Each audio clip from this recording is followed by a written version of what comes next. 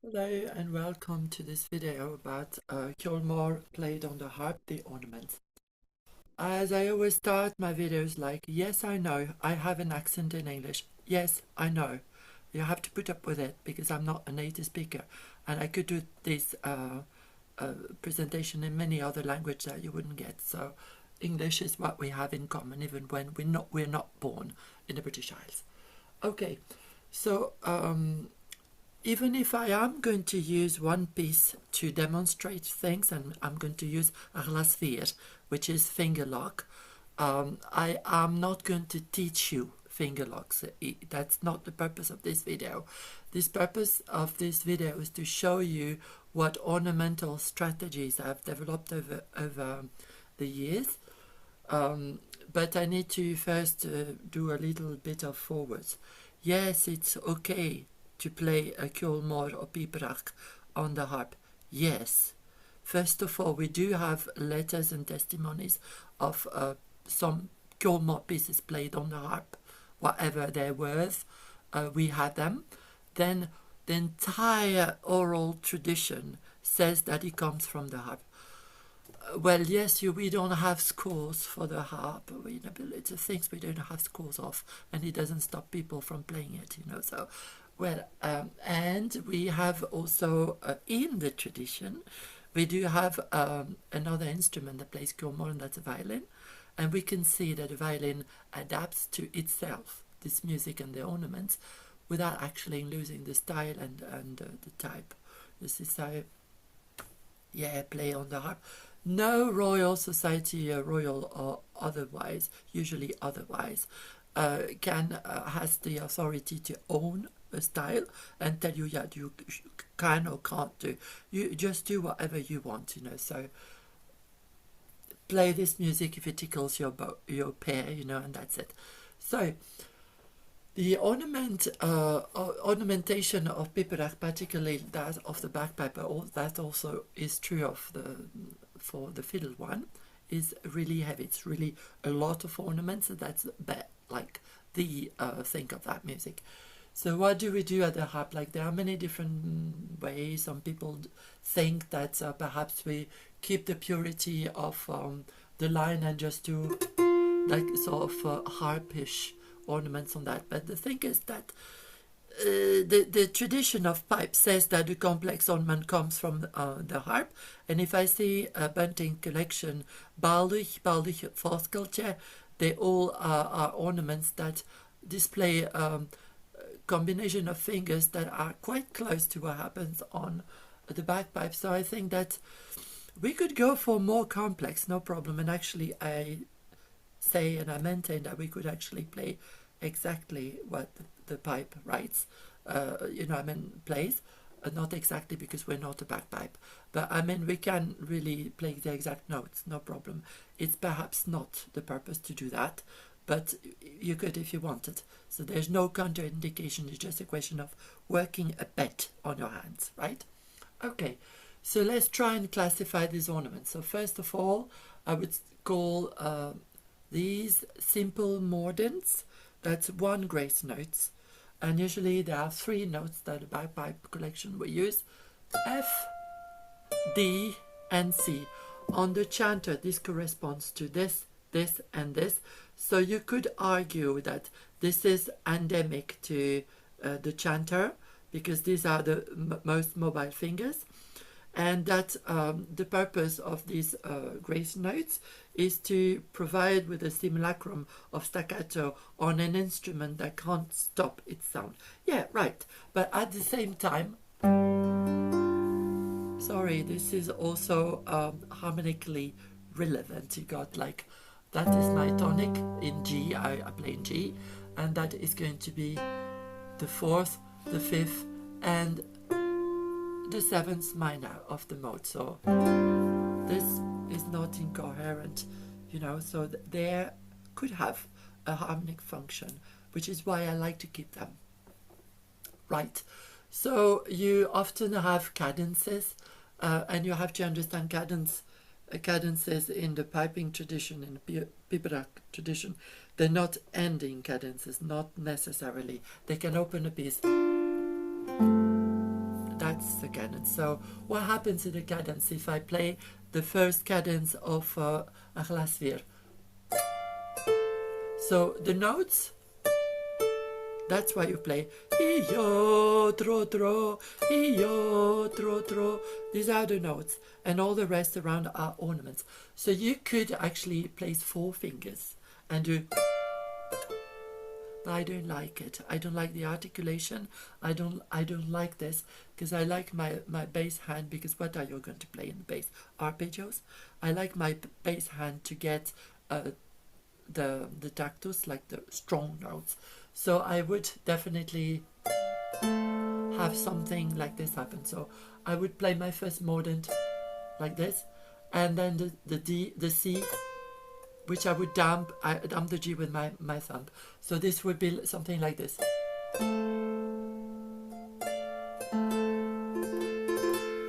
And if I do it 1 octave lower, which is something I like to do, then I like to mark, this is the G, that's my tonic. Piperach has strong second intervals all the time. This is not dissonant. In the style it happens all the time, and actually this to me is lament quality, like the subtonic and tonic at the same time. So I would allow myself to do this. See, I play the drone and the thematic note.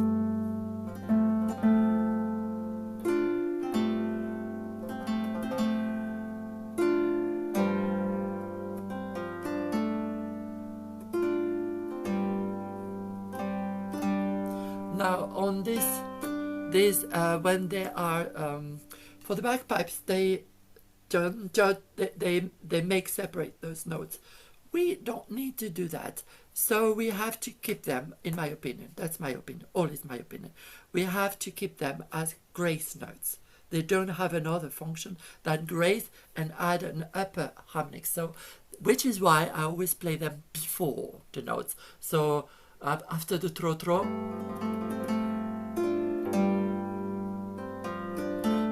like little, and not, but like true grace notes.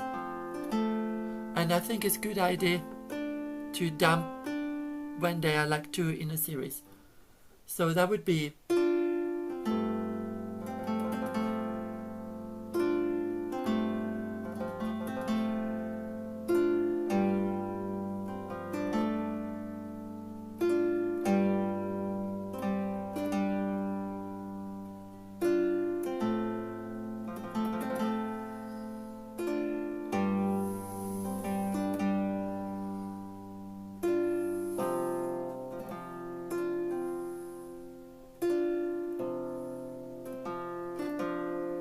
so these are for the moderns. I jump from the moderns to the Schul or G-ish variations. Usually it's D and F that serves as usual notes for your G-ish or Schul variations, and I would keep this. Then if I play the first Schul variation,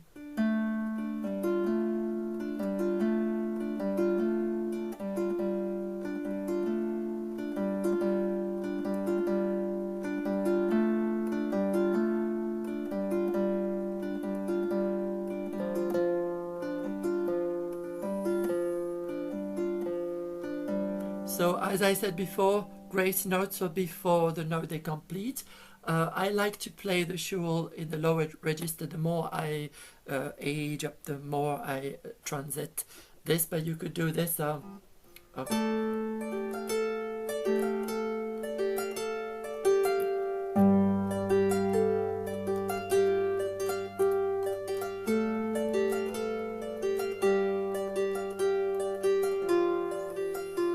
no problem for doing this. And actually this you can go from register to register. That's another thing the bagpipes can't do, but we can. So why would we limit ourselves?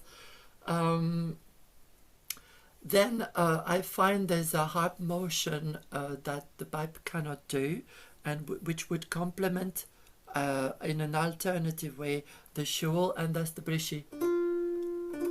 like doing these two notes with one thumb, replace quickly the index.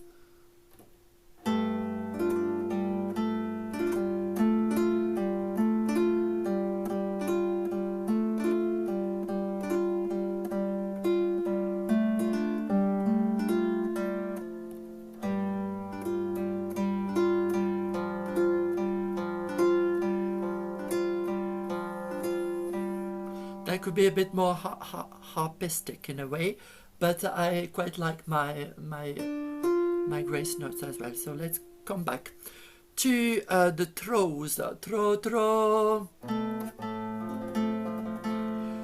And this is when people might be tempted to say, oh, like the bagpipes ornaments, they're too complicated. Well, no, they're not. You know, this one, throw, he-yo, throw, it does, if on the pipes. So excuse me, but how is this too complicated? It is going to be too complicated if you try to play everything with a treble hand. But even then, I think I could do it. So, but I don't play everything with my treble hand. I play the bass with my bass hand. So I use, you could place 1/4 finger for stability, and then 3, 2, 1, 3, 1, 2.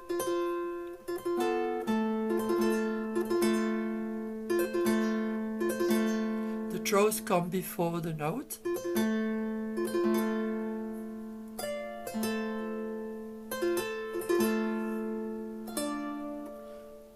Sometimes when I play here, I like to do this.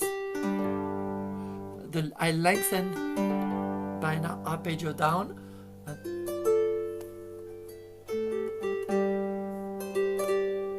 So the throws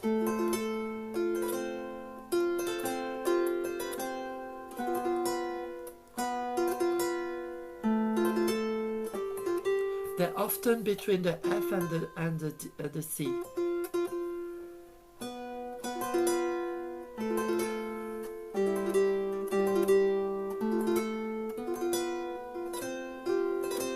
So see what the bagpipe does and try it. You see, that's so simple.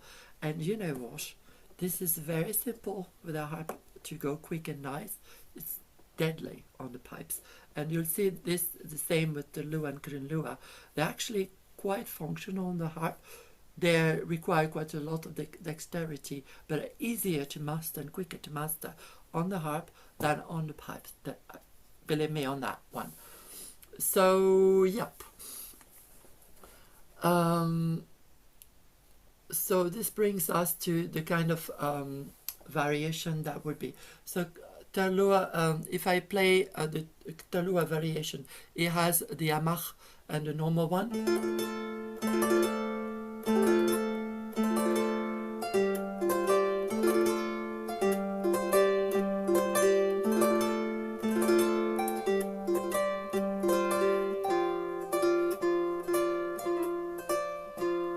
So there's constantly a F grace note separating there. You can play it or not play it, but it's pretty. It's pretty when we play it. I played it very dry, but I played exactly the notes of the bagpipe. So let's see the amach. So amach, you know, it goes ornament end, ornament note, whereas the normal Terlua would be note, Terlua note, Terlua note. This is yo trodre instead of yo bari yo. So yo trodre, so it goes into the notes. So the note comes after. You play it with your bass, and I play.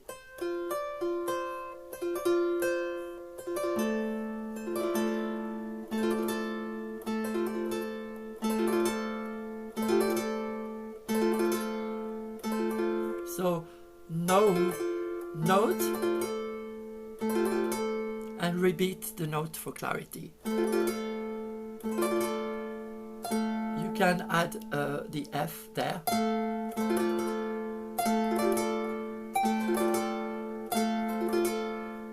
Then the Tolua. That is what the bagpipe does.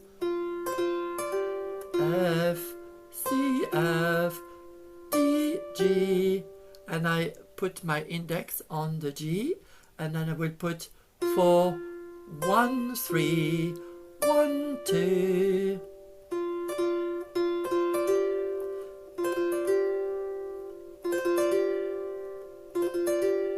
If I do everything with my hand, it's possible, but not so easy. What's nice is that to understand is that is what should ring a lot. Sometimes with wire strings harps, this is too sonorous because your thumb is too strong. So you should, particularly if you play it like this. So that's one way, and you can play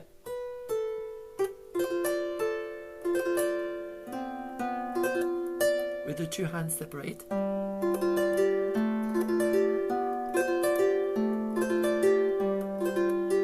And then the Tolua is higher than the actual melody note, that could be it. Or you play the last note of the Tolua with your thumb.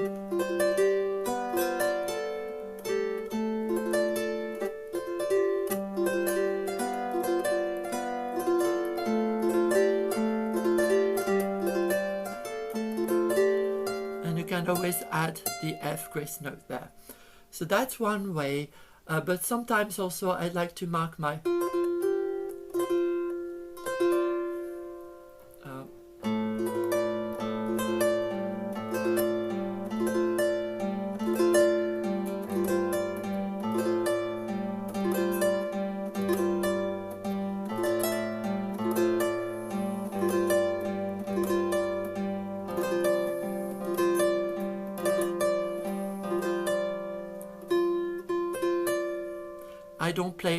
I don't replay the G there. I do bum ba bum ba. So F C F D, and I keep my index here.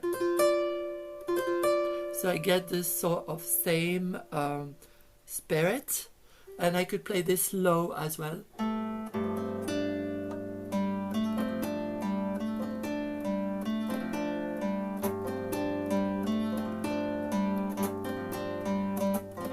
This is difficult to time because the G I'm going to use all the time, but this works very well on Klarschach when you have double G on the colder here, because you can devote one for the ornament and the other for the actual tone, and you can have this all the time here.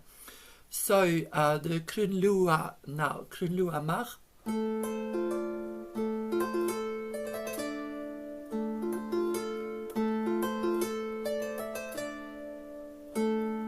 It's again F, C, F note, D,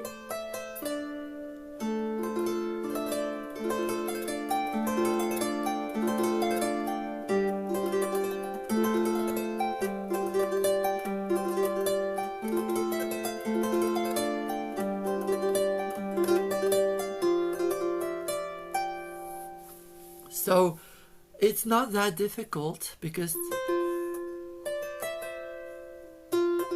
you start by F, C, F, D, C, E, C. So I move my hand definitely. And then my bass will play the note. And the strong is Bandre. It is on the fifth, on the D.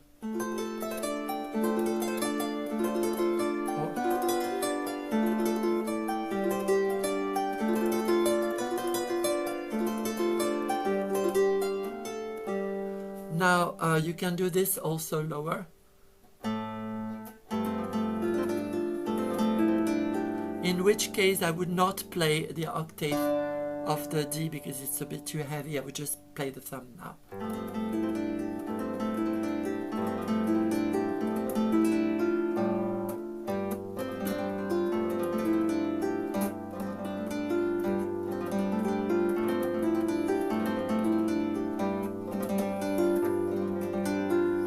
Same problem here, that my G is used by the ornament and the melody, so I have only one here, and it gets a bit in the way of the timing.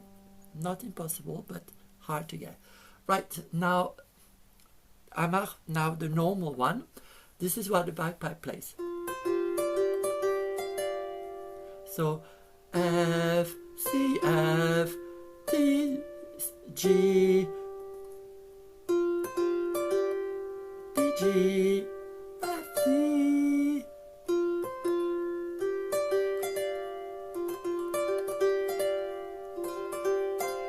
You could try with one hand, but I think it's overkill. But with combination of opposable fingers, that's how you do these things. You see, it's like a trill, in fact. So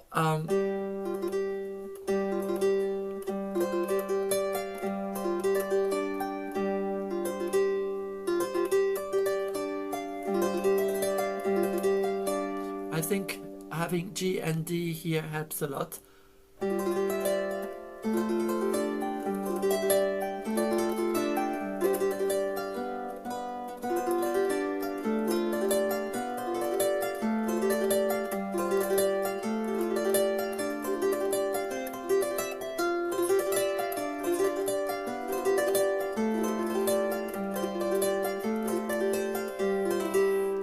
Same could be try here.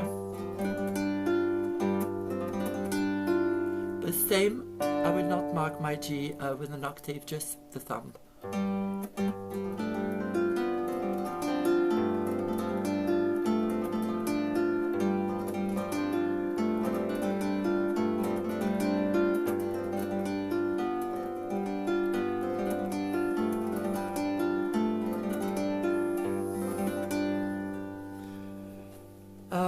So what matters to me is the space between dong dong dong dong dong dong dong dong. Is this space here that gives the beauty of this. I don't have a lot of shortcut for Crinois because you really have to hear all of these to have the savor of this. Let's try and go through quickly Arla Sphere to see how it could sound like.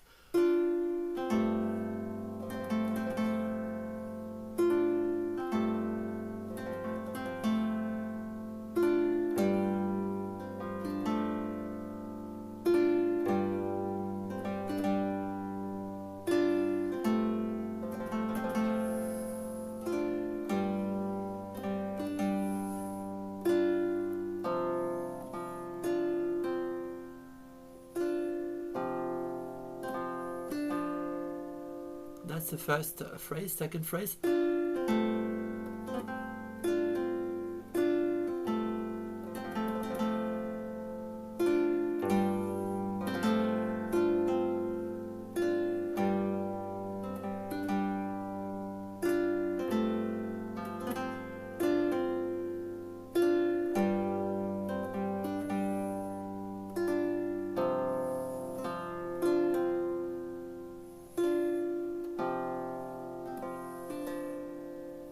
So that's how I would tackle this.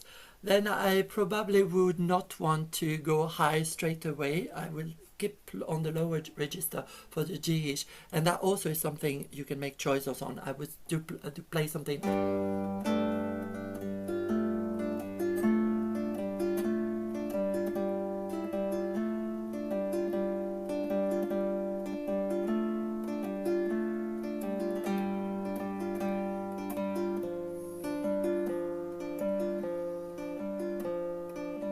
For the doubling, then that's when I could choose to keep my grace notes here, but get my thumb up over. So I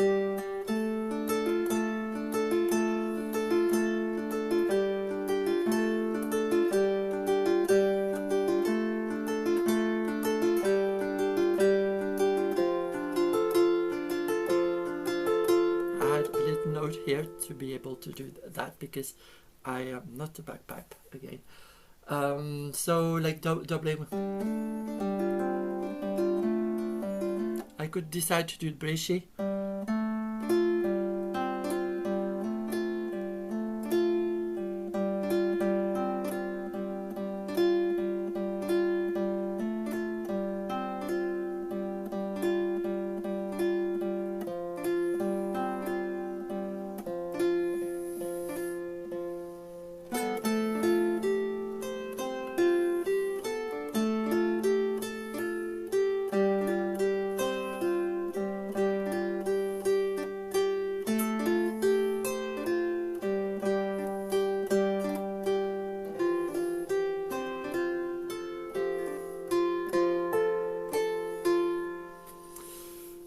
The Dre variation is something.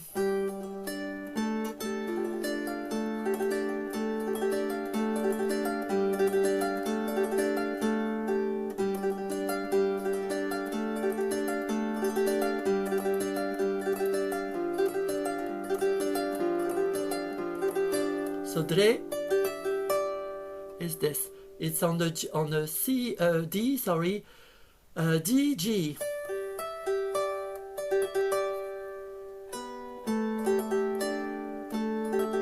And again, I would mark the octave when I'm up.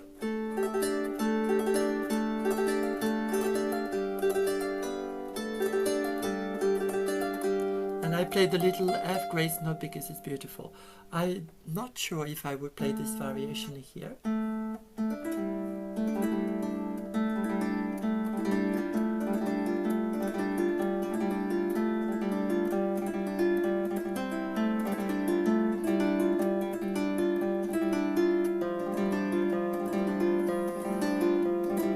I could.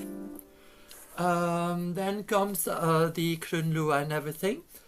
And now we come to the point that we've been sticking to the harp arrangements, but the thing is that we can do so much more.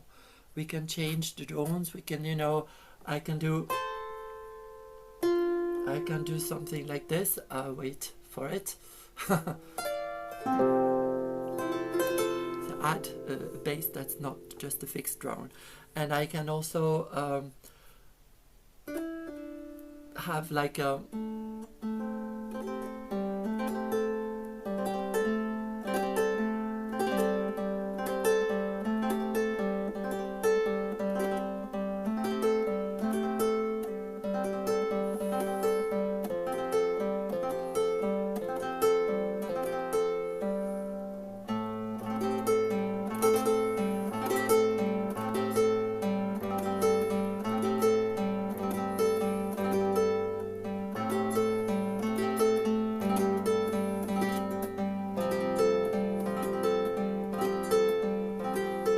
I'm not stuck in 9 notes. I can put my ornaments somewhere up. It changes the color, you know. So there are many.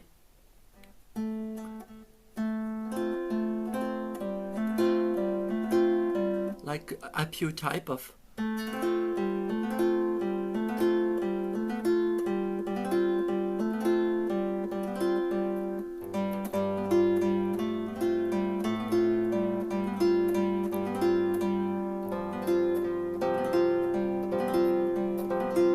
There are many things we can do, and damping, and also why would you dare do that? Well, the fiddle, that's what they do when they play CeolMor. You see the scores in the Dao manuscripts. They don't try to do exactly what the pipe does. They go over the ambitus of 5 notes. Sometimes the ornament is in one kind of color that the bagpipe would not have. For a simple reason, bagpipes have drones. They're a bit stuck in the drone 9 notes configuration. We are not. The fiddle is not, so consequently we are not. So this is an overall. It's extremely quick, but I did this on soft strings and not on wire strings to show you that yes, you can do that on soft string harps as well. It's just another way to think music, in the sense that the left shoulder orientation with my ornaments here and the strong bass on the bass, this is what makes sense for me. So this is transposable to any harp, and this is why it sounds really lovely on both the register of the harp. And you know, I don't think I think there is a type of harp like that is definitely the old Highland harp, which was like probably absolutely sure I mean wire string, but this also is a Scottish harp of sorts. There's no contraindication. There's not such a thing as a Highland violin, you see, and they do play CeolMor. So, you know, I think that this is good demonstration that you can make this music sound and be interesting and sound full, even with this alternative hands on a soft string harp. So again, this was not a teacher piece. That's fast, flash, quick, fast. For teaching a piece, it's just little snippet of what's possible and taming your fingers that yes, you can do far more elaborate ornaments than just that. You see, of course you can. But what should matter all the time is the clarity of the urla, the ground, the clarity of the ground and the strong notes. And for me, this clarity is my bass hand.